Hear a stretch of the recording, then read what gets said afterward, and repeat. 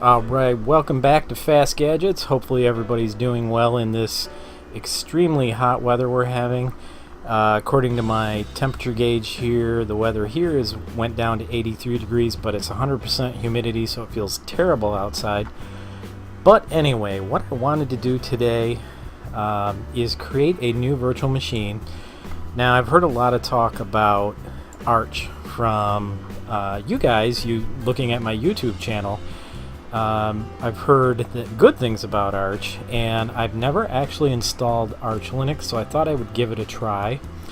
So I'm just going to warn you right now, this is going to be a very uncensored video, if you will, but I will be cutting if I run into too many problems, so you don't have to sit around and watch me suffer trying to go through an installation. But for the record, this will be my first install of Arch Linux.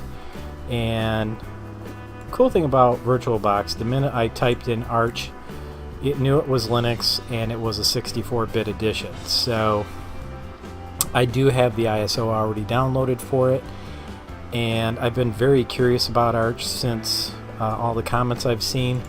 Now, there are some that say I would be better off using another distribution that's based on Arch, but I thought I would give it a try and see what I get. What's the worst that could happen, right? Well, first of all, and again, I have this display issue where I cannot see all the numbers, but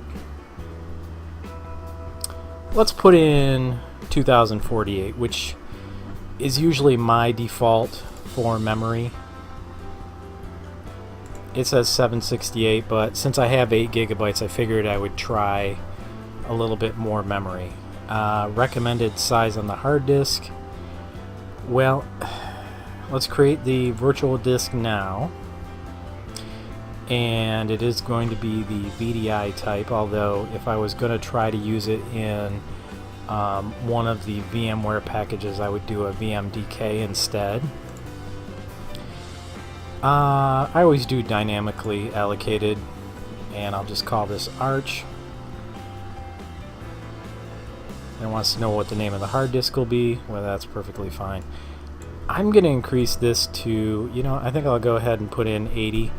I highly doubt it'll ever expand to that much, but I like to put in enough size just in case I actually want to do something more elaborate with my virtual machine. And I'll do create. I think I'm going to adjust video memory. So I'm going to go over here to display. I'm going to jack that right up to 128 megabytes. I'm sure it's going to need scaling. So I'll just put that up to 200%. And I'm going to take the plunge and enable 3D and 2D. So it says invalid settings detected. So it doesn't like 2D video acceleration. So we'll try 3D. I'm sure everything else is fine. And once I click start, it should ask me for an ISO, and it does. And we are going to change that. I actually need to do a search here, and I'll go to my downloads folder, and there is Arch Linux Dual, which I'm assuming is server and workstation. I guess we'll find out. Only 749 megabytes, not too big, so it would fit on a CD. Good time to grab some coffee. Boot Arch Linux i686, I guess that might be what it means about Dual. Run memtest, hardware information. Alright, I'm going to click inside the VM and do boot Arch Linux x86-64. It's so hot out, I'm drinking out of a Christmas cup. What can I say?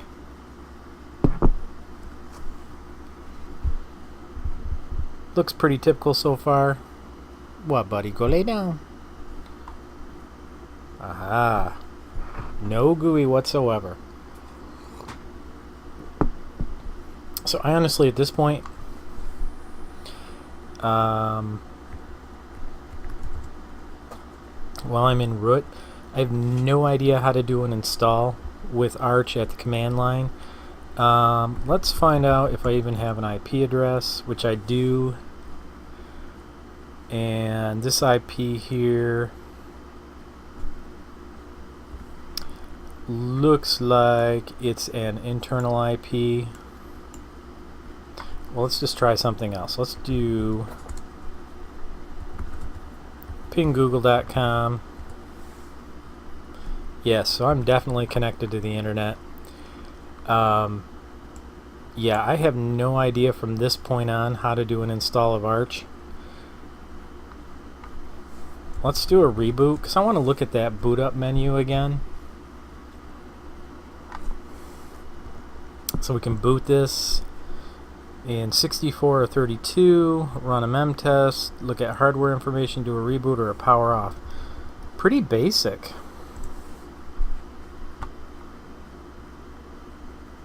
Kind of reminds me of FreeBSD.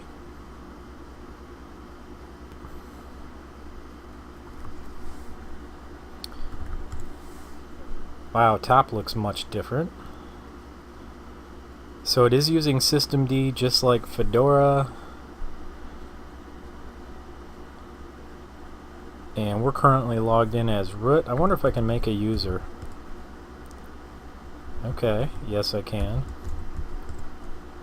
And password for myself.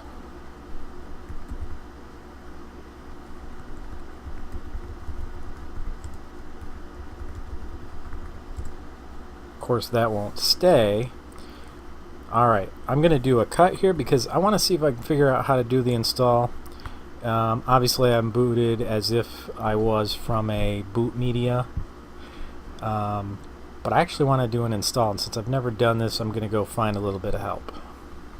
I'll be right back. Alright, well I found this really handy wiki that Arch Linux has made. I've run lsblk and I've found my compatible device, which is of course SDA. And it says I have to partition the devices. Let's see if parted is installed. Yes, it is. It's been a long time since I've used parted. So I'll do help. We want to select SDA.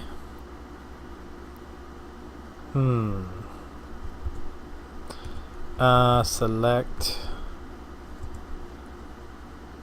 Oh, it already has dev SDA. So that was my problem. I didn't actually put dev SDA. Let's see then. I need to make a couple new partitions. Make part. Part type, fs type, start end. I'm thinking start and end is going to end up being in blocks. Make part.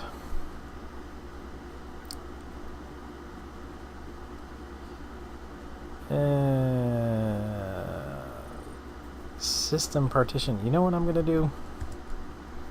I'm going to try fdisk. Well, I've settled on the gparted tool. I'm not 100% sure if I'm doing this right.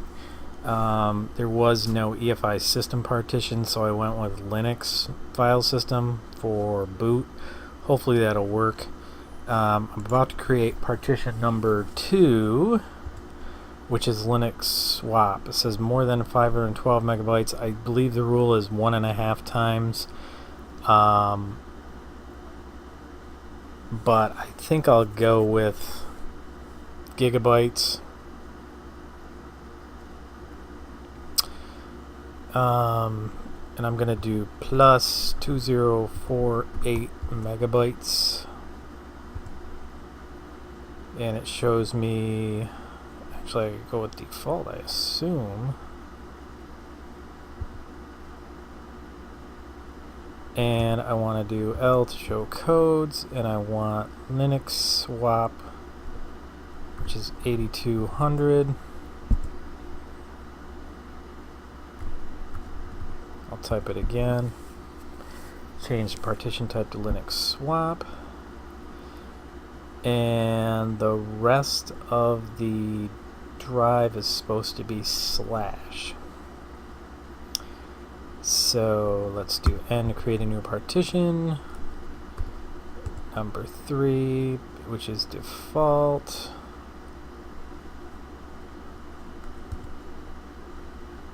I'm wondering. I really don't know. I guess I'll do plus.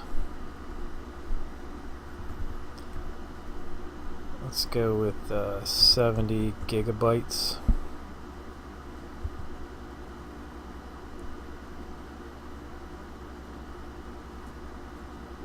I'm assuming that's what I'm creating here. I sure hope so.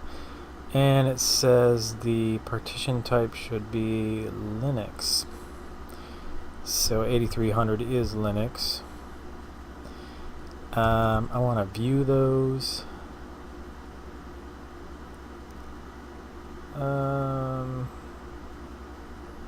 Print the partition table. Isn't that interesting? Look at Linux swap. Linux swap ended up being 77.5 gigabytes. Well, that's definitely wrong. So we're going to be deleting some partitions. We'll delete number 2.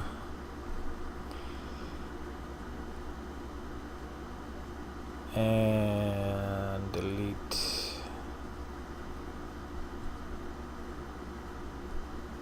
Well, it's, we'll try number 3. Then we'll print.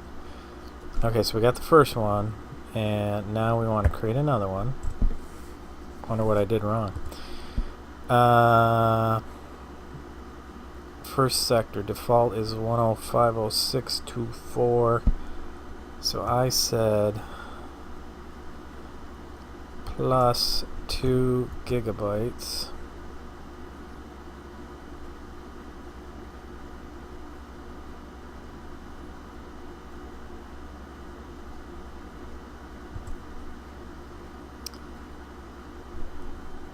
Plus 2 gigabytes. And I can't remember the file system type. It is swap.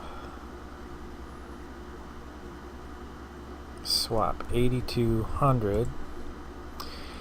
8200. I'll add it again. Okay, so let's print.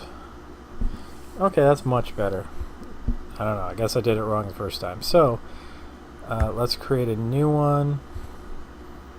Default is 3. Plus 75 gigabytes. Plus 75 gigabytes. Doesn't seem to like that. Let's see what happens.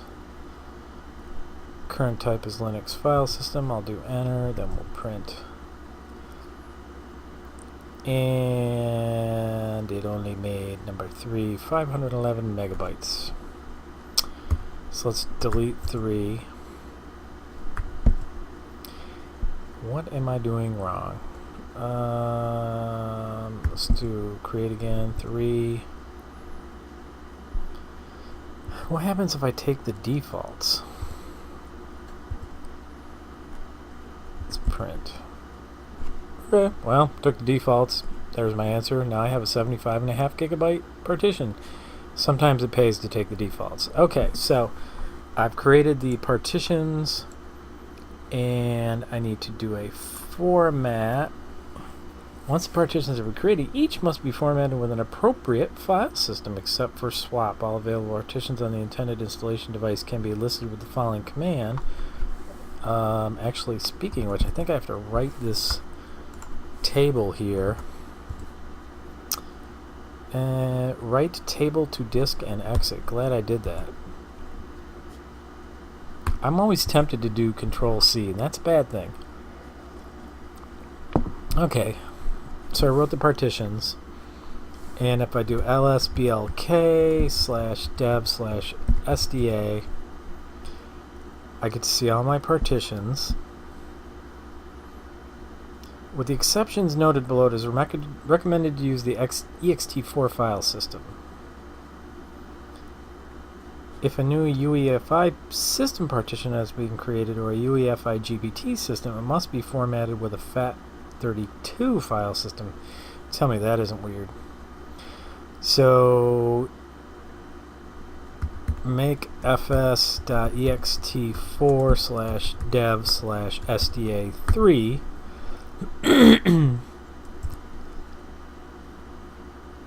cool. Make fs dash fat space dash f32/dev/sda1.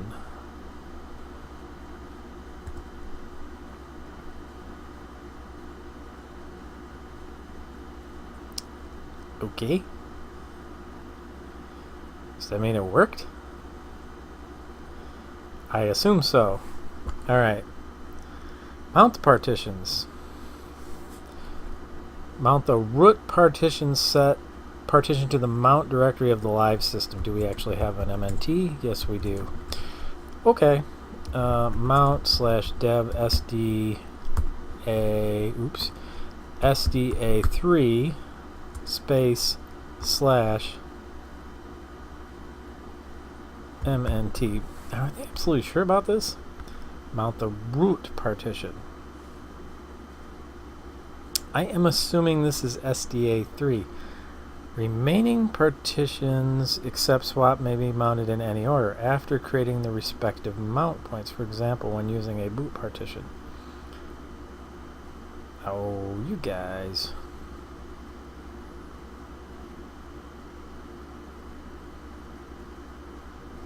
Okay, I see what they're doing now. Okay, so yeah, we are going to mount. Then we're going to change directory. Well, we don't even change directory. Make dir -p/mnt/boot. And we're going to mount dev sda1 to mount boot. Makes sense. Is also recommended for mounting the formatted or already existing EFI system partition. Select the mirrors.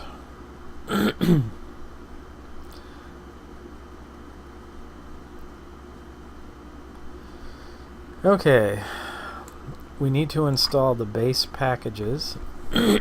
Pack. There we go. strap-i-mnt base-devel.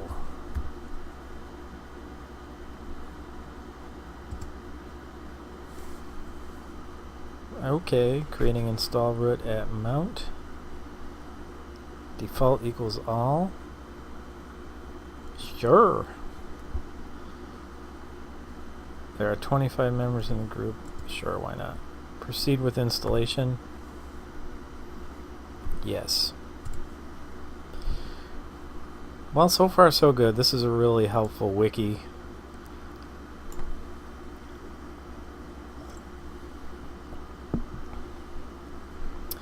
So the next thing we need to do is generate a FS tab, which is essentially kind of like auto-exec bat in the bad old DOS days. It would basically allow the system to read all the partitions that it needed to mount on boot up, and then it would go ahead and load all the partitions and mount them at boot up. Quite a few packages. It's interesting that we're using a basically internet install, because it really does have probably everything it needs on the disk, but on the other hand, this would be all the latest stuff.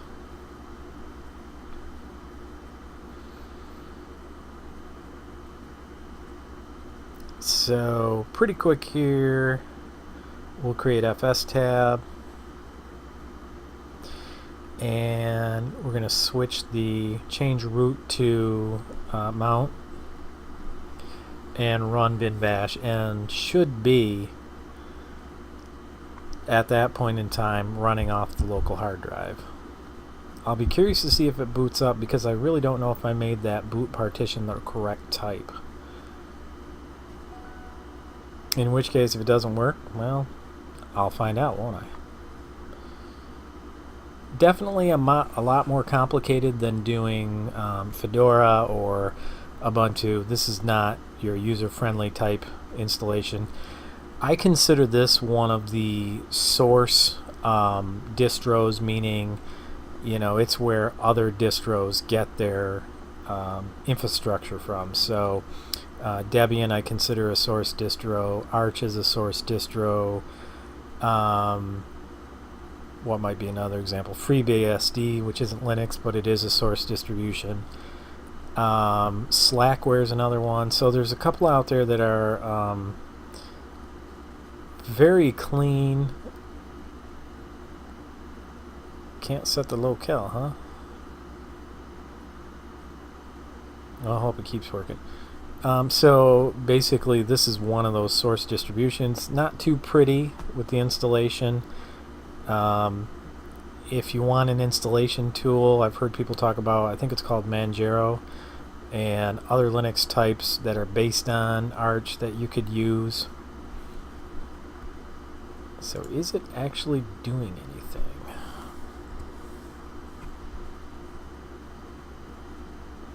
Yes.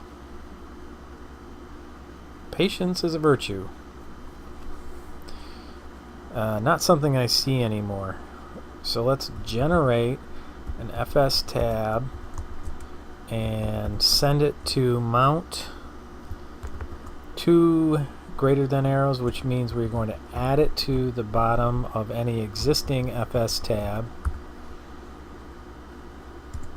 So I'll run the command, and then we can really quickly look at mount etc fs tab.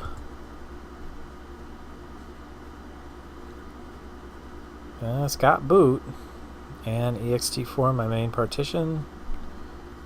So I just use less to view it. Now I'm going to run clear, and I'm going to have a quick look at mount.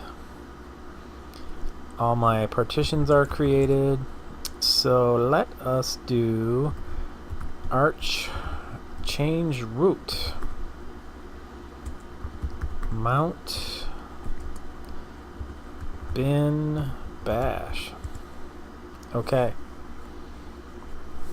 We'll run locale-gen. Alright. Anything else I need to worry about? Probably not. Don't worry about... I'm not worried about the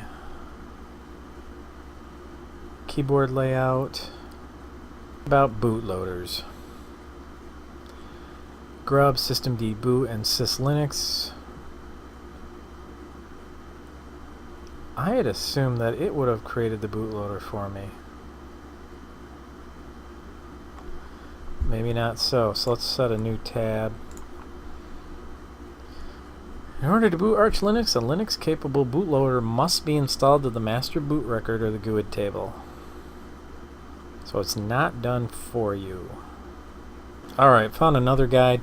One of my big kvetches with some of the tutorials that the original distro makers produced, they're very arcane.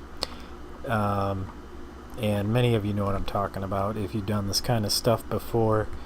So I've got a better guide here I'm going to have a look at. Now this guy actually lists the commands, so we'll do pacman-s grub os prober.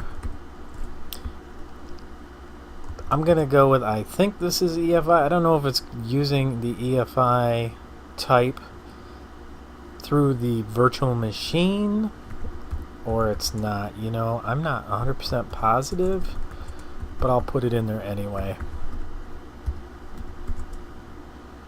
OS prober. Okay.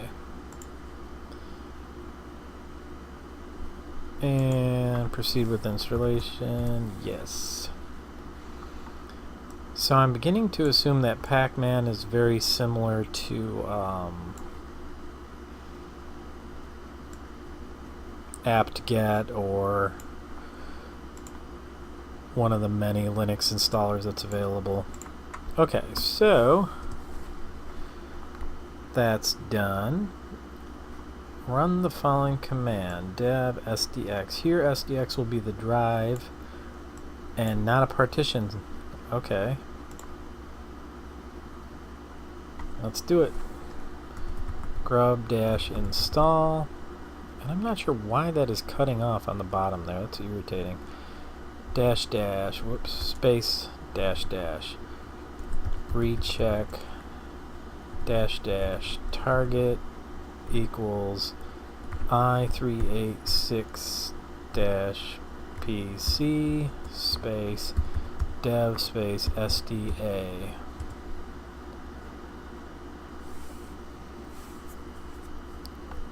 Grub can only be installed in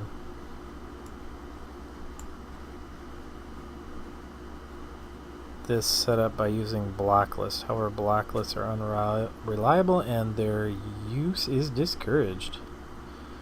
Will not proceed with block lists, huh? Okay, well, I did find a tip where they recommended, and it makes sense, that you set the first partition as boot. So I did that with parted. Let's see if I have to write this. Reboot the system and pop out the optical drive if I can. Took too long. Now I'll do a reset. See if that helps. Fatal. No bootable medium found. System halted. Oh, joyous occasion. Okay, well, I went ahead and deleted my partition 1 and I recreated it using parted. So I've got a size of 537 megabytes and I set the type as ESP, then FAT32. So hopefully that will fix the issue.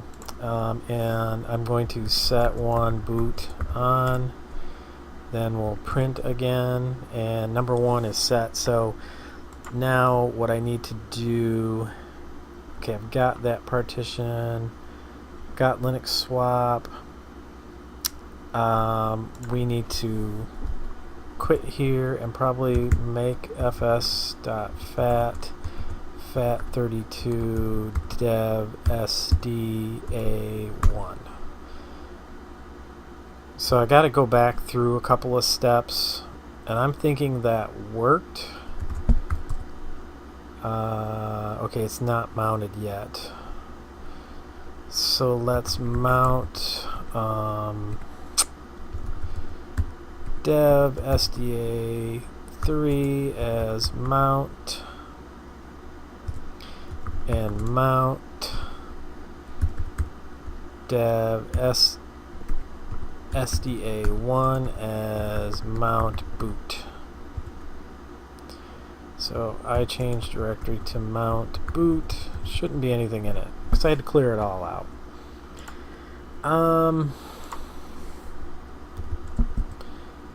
Let's go ahead and make swap /dev SDA2, which may be one of the reasons why I got the error message. Okay, and turn that swap on dev SDA2. Alright. Arch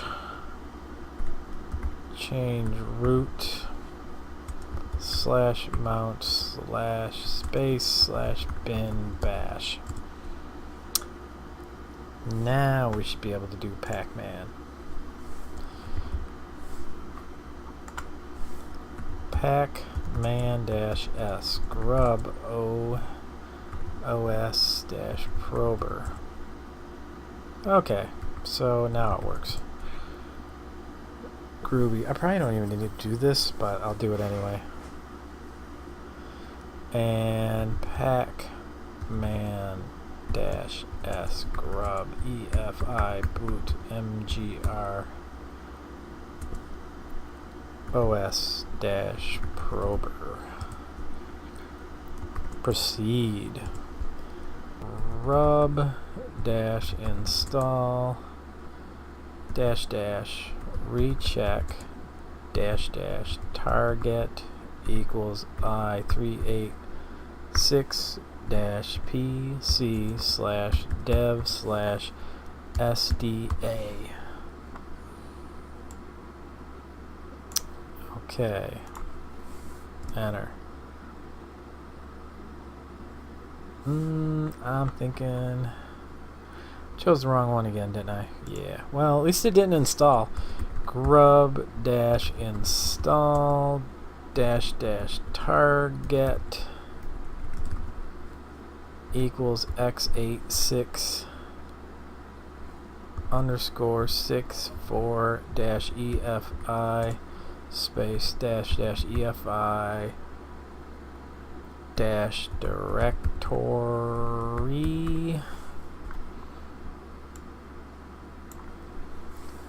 equals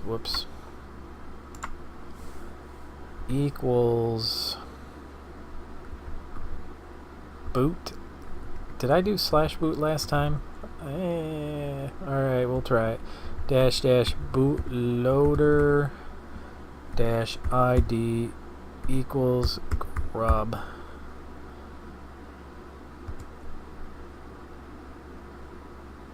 Didn't spell bootloader right. That's bad. I'm so glad I can do the up arrow and just correct what I need to. OA. No errors reported. I really like it when there's no errors. Grub dash make config dash o slash esp slash grub dot cfg. No errors. What's my current host name? ArchISO. I thought I had changed that. Okay, I really want to see if this thing's going to work right, so I'm going to do a reboot. Oh, it won't let me here, will it? We'll do an exit, then we'll do a reboot. And we are going to get rid of that disk. I just want to see if it'll get into the boot up from the grub install I did. No. You know, I'm just not impressed.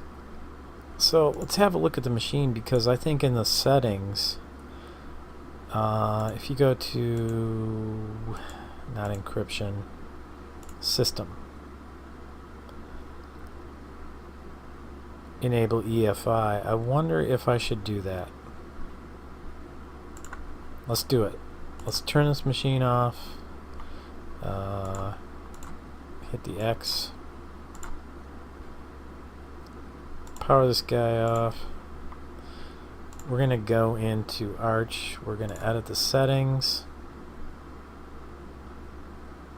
System. Enable EFI. OK. And I really wish I could get into the machine so I could remove the disk. Well, it says empty. Alright. Start it up, see what happens.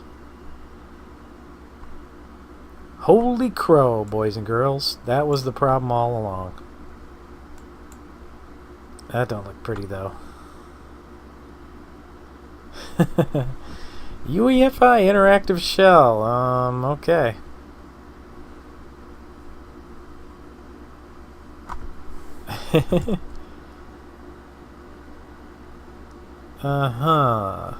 What kind of commands do we have?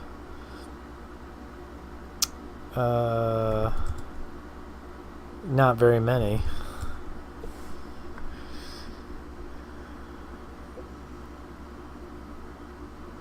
Oh boy. Well, I don't know if this has helped or not. I now have some kind of UEFI BIOS, but unfortunately it's not getting me what I need. I wonder if I have to go through the Grub install again. Well, I'm going to reset the machine and leave it at this point because it does see the UEFI shells. Okay, with UEFI enabled, it's supposed to be booting into Arch.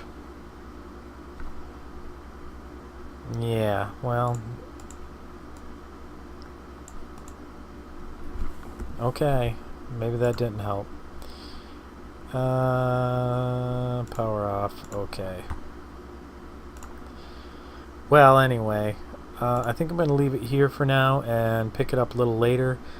Yeah, if I was going to make a recommendation, I realize that many say that this is awesome and they compare it to Fedora.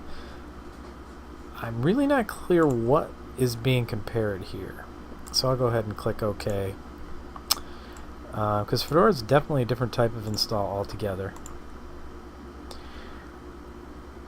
I don't know, I'm beginning to think that the BIOS MTP install is what should have worked for my Grub install. Alright, well, I've made quite a bit of progress since the last video. There was a number of problems I had. If you recall, when I originally created the partition type, I hadn't used the correct partition. So if you look at dev SDA1 there, although it says EFI system, it's actually not. I used a BIOS partition type and I formatted it as FAT32. Now the other thing that I had to do was the starting point. By default it wanted to start at 2048 kilobytes, but I think I accidentally had it start earlier than that, and that first initial 2048 kilobytes needs to be available for the actual boot sector files to be added. So what I did was change the start a little bit further ahead on the drive at the about the 6 kilobyte mark, which seemed to solve the problem, or I should say 6,000 kilobyte mark. And so I had those two problems. Then in order to get the BIOS to install and correctly, not the BIOS but the Grub bootloader to install, what I had to do was my usual mount commands and then change root. I installed this package. I'm not sure what that is, but anyway, installed that package, did a make config, and then lastly down here I did a grub setup bin true. Also, I'd like to point out, when I created my FS tab, instead of using -U to have the unique user IDs, I actually used -L, I believe it was, so that it would create it using the mount points instead. The unique user IDs, for whatever reason, was causing a problem even after I regenerated FS tab to get the new user ID, because remember, I kept deleting and recreating dev SDA1, which is my boot partition. So now I've successfully booted. I've added my user Mark, so I'm gonna put Mark in sudoers, and the next couple of things I'm going to do is install the GUI, but everything looks good to go so far, and I've learned quite a lot so far about Arch. Somewhat painful, but you know, I really like the Linux command line because you learn so much. So anyway, I think I'm going to stop this video here. We'll call it part 1, and we'll come back with Arch Linux setting up the graphical user interface. Hope you enjoyed watching, and I hope to see you again. Thanks a lot.